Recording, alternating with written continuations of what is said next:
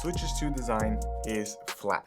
It has no way to hold it comfortably, and if you're part of the group that mainly uses it in handheld, that means that you need a grip case.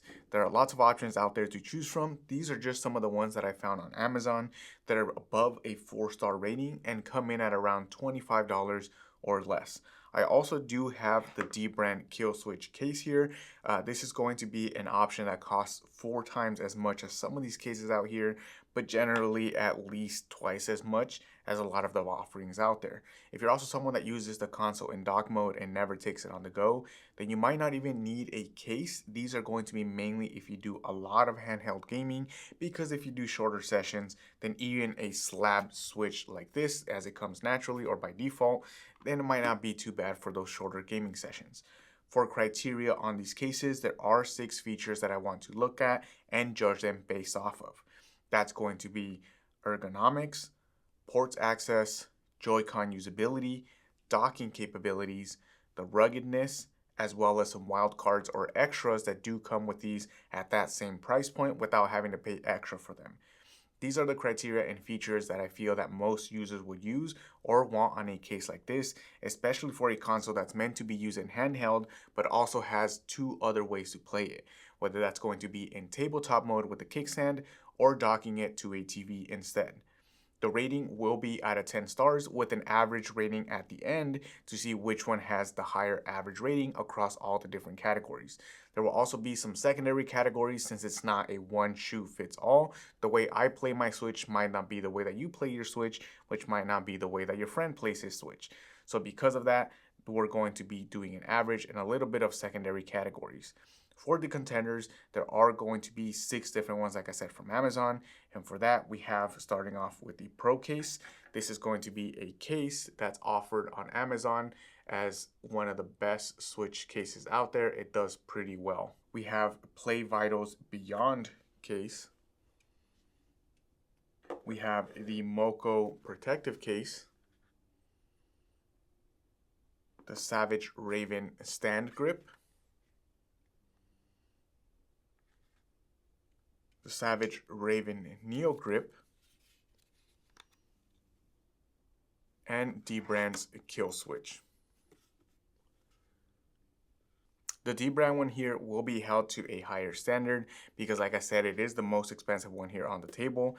These go for a lot more than some of these, and like I said, there's not really many cases out there that hit that above $50 price range. So this one's definitely on a class of its own in terms of price. Starting with the ergonomic grip, looking at the cases here, most do offer a similar grip feeling and design for you to be able to do a more natural handheld gaming, a more ergonomic grip.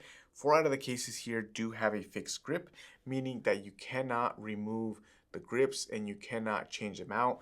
This is kind of what you get and you're stuck with what you get. Moco here and Savage Raven do have a rounded design, meaning that the back or the grip part of it is going to be rounded. This allows you to use it more naturally, but at the same time, you can't change it and it's not the best. These get 7.5 out of 10. The Pro case and the Kill Switch do have a different ergonomic design. You'll see here that they offer this kind of like trigger ledge here that you can use. Both of them offer the same exact thing. So you'll see there they have that ledge which allows you to rest your middle finger a little bit better on the case and allows for better kind of functionality in terms of long-term use. But the Dbrand Kill Switch does have a little bit of additions. You'll see here it has like these grip strips as well as a texture side, and it's a little bit larger, but again, it does come at 4 times the price. Both of these cases do get an 8.2 out of 10. The Play Vital and Neo Grip are 2 cases that do have different ways to change it. These have exchangeable grips, meaning that these pieces on the back, you can remove them by simply sliding them off and also changing it out for different grip options. These both also offer the trigger ledge as a grip option, which you can change and use just like the Neo Grip and the Play Vital. So you'll see they also offer that grip here that offers the ledge so that you can use them more comfortably and be able to kind of rest that middle finger on something that's not going to be the other options. A couple things that does make the Neo Grip the better option here is first, the grips are larger. Again, better for adult hands or teenagers who might have trouble with the smaller ones. They also have one extra grip offering for extra testing if you want to test a third one. But most importantly, the ergonomics of the Neo Grip is better than any of these cases out here. What you'll notice is that a lot of them kind of have this flat edge design so that it can still keep the same rectangular silhouette that the Switch 2 has, which leaves the grips to be a little bit boxy and the system overall still rectangular. But the Neo Grip adds a slight dip or a slight slant so that your hands are in a more natural position when you grip the Switch, similar to a Pro controller or a DualSense or an Xbox controller, where the grips are kind of at an angle so that it follows the natural position of your hands. That's the best way to hold it for longer gaming sessions. For that reason, the Play Vital gets an 8.8 and the Neo Grip does get a 9.5. This leaves the Neo Grip in the lead in terms of ergonomic grip. When using the case, the one thing you always want is to access all of the features and ports that the system comes with. Luckily, in terms of the extra buttons, exhaust fans, and the cartridge port, all of these grip cases have access to all of those things up at the top as well as the bottom. Where things start to change is when it comes to the kickstand, and in turn the micro SD slot that's under the kickstand. Personally, I don't know how much use the kickstand actually gets. The micro SD card slot is also a one and done situation, so this access truly is a personal preference on whether you do plan on using the kickstand for tabletop mode or you're just never going to use that feature. Out of these 6 cases, 3 of them do not allow access to the kickstand while on, and therefore do lose 1 star to 9 out of 10. That's going to be the Moco, the Stand Grip, and the Play Vital case. Meanwhile, the other 3 give you full access, and therefore they're going to get 10 out of 10. That's going to be the Pro case, the Neo Grip, and the Kill Switch. There are 2 more features that jump in just how important they are to the functionality of the Switch 2. First, removable Joy-Cons. Similar to the kickstand, being that the Switch 2 is a gaming system in one, unless you play co-op on the go, removing the Joy-Cons won't be an everyday action. You can also use the Joy-Con separately as 2 controllers to play in co-op as well. For that reason, being able to remove the Joy-Cons is a plus. 4 out of the 6 cases on here do not allow you to remove the Joy-Cons without removing the whole case. For that reason, these 4 lose 2 stars out of the 10, 1 for each Joy-Con. The Pro case and the Kill Switch are the only 2 that allow you to remove the Joy-Cons, but the way you remove them is different. The Kill Switch allows you to remove the grip along with the Joy-Cons, that way you can still have that ergonomic grip whenever you take them on the go. Whereas the Pro case, you can only remove the Joy-Cons by taking the grip off of the Switch. So you bend it backwards like this, and you can pull off the Joy-Con as normal. What that means though is that the Kill Switch, you do lose functionality in terms of attaching it to the external controller that comes naturally on the Switch. Whenever you try and go to attach the Joy-Cons to the controller, these actually will mash and it won't allow you to connect it because it's going to be different. This adds an extra step of having to take off the controller grip if you want to use that controller that comes with the Switch as well. In theory, it does help if you just want to use the Joy-Con separately rather than using the controller grip, because you still have that functionality and being able to use them separately. But once the Joy-Cons are detached from the Switch, you honestly get that ergonomic grip back because you can grip the Joy-Con completely with your full palm. For that reason, the Kill Switch gets a 9 out of 10 and the Pro case gets a 10 out of 10. The most important functionality of the case does come down to how dockable is it. For a system that's a 2-in-1, you want to always be able to use the 2 functions. Not only because the dock connects the system to the TV, but it also charges the system if you mainly play in portable mode.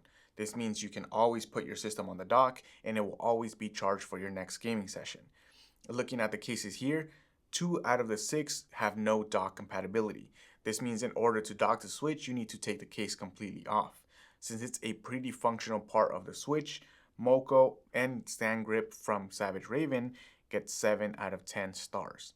Not far in front is going to be the Kill Switch. The case does not have dock compatibility, but Dbrand did try and solve for it with an extra attachment that goes in front of the dock.